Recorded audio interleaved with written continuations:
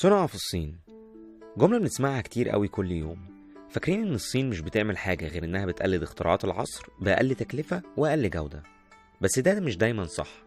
الصين على مر الأزمان اخترعت حاجات كتير جدا ضرورية للمجتمعات الغربية والشرقية. دي أهم 10 اختراعات صينية على مر التاريخ.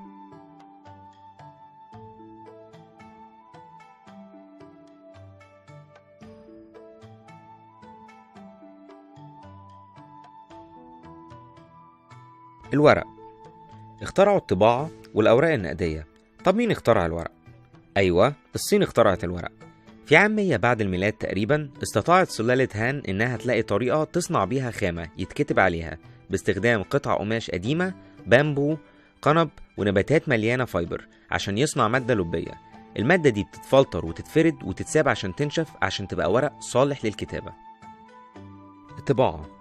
معظمنا بيسمع عن يوهانس جوتنبرج الأب الروحي للطباعة، وهو أحد الرموز اللي ساهموا في تشكيل الحضارة الأوروبية الحديثة. لكن في الحقيقة الصين بدأت الطباعة قبله بكتير بحوالي 540 سنة. في خلال حكم سلالة تانج ما بين 618 ل 907 ميلاديا بدأ المهندسون في الصين يستخدموا ألواح خشبية لطباعة التصاميم على الحرير والقماش. الأوراق النقدية جزء أساسي في تعاملاتنا اليومية وتشكيل المجتمعات المتطورة.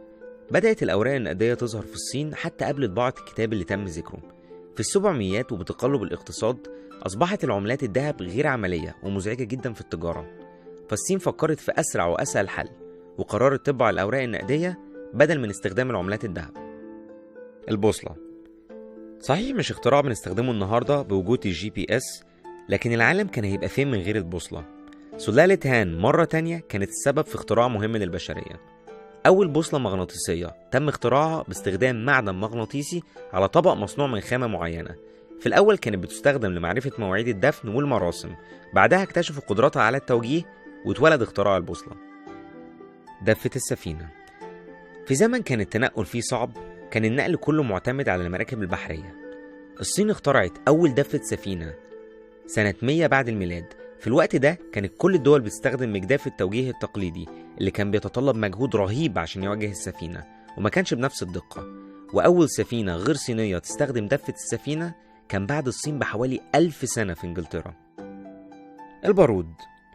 بمناسبة السلاح الرشاش، في حوالي 300 عام بعد الميلاد العلماء الصينيين قدروا يعملوا البارود من خلال تفاعل الكبريت والفحم والملح الصخري، وكانوا بيستخدموه عشان يبنوا بيه أسوار المدن وكسلاح، وكمان الاحتفال بالألعاب النارية. البارود ما ظهرش في الحضارة الأوروبية غير عام 1080 بعد الميلاد تقريبا، بفرق 900 سنة عن الصين. فرشة الأسنان. في زمن كان استخدام السواك فيه سائد في حضارات زي مصر ودول الرافدين، أول فرشة أسنان تم اختراعها في الصين. ظهرت فرش الأسنان في الصين عام 1400 تقريبا، وكانت مصنوعة من جلد خنزير مربوط ومتثبت على عصاية بامبو، ولو انت كنت من الأغنياء كانت هتبقى قطعة من العاج. النودلز والمكرونة. الطليان طول عمرهم بيفتخروا بأنهم أول من اخترع المكرونة. العلماء بيقولوا حاجة تانية خالص. في عام 2005 تم اكتشاف وعاء نودلز صفرة في لاجية بالصين تحت 3 أمتار من الأرض. الوعاء ده بيرجع عمره لتقريبا 4000 سنة، يعني من عصور ما قبل الميلاد. القوس والنشاب. صور الأوروبيين الشجعان اللي بيدافعوا عن مدينتهم بيه فضلها كله يرجع للصين. الصين اخترعت القوس والنشاب في عصر حرب سنة 480 قبل الميلاد، والحرب دي انتهت بتكوين أول إمبراطورية صينية.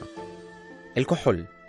في عصر كان فيه الصابون والمعقمات حلم بعيد جدا، قدرت الصين تخترع الكحول وتكتشف قدراته الإعجازية في الوقت ده على التطهير. في أوائل التسعينات العلماء وجدوا موقع تنقيب في الصين فيه قطع من زجاج ملطخة بالكحول وأدوات موسيقية من عظام الحيوانات، وده معناه إن ثقافة الشرب نشأت في الصين برضو. المرة الجاية لما نقول صنع في الصين خلونا نفتكر أهم 10 اختراعات الصين قدمتها للبشرية.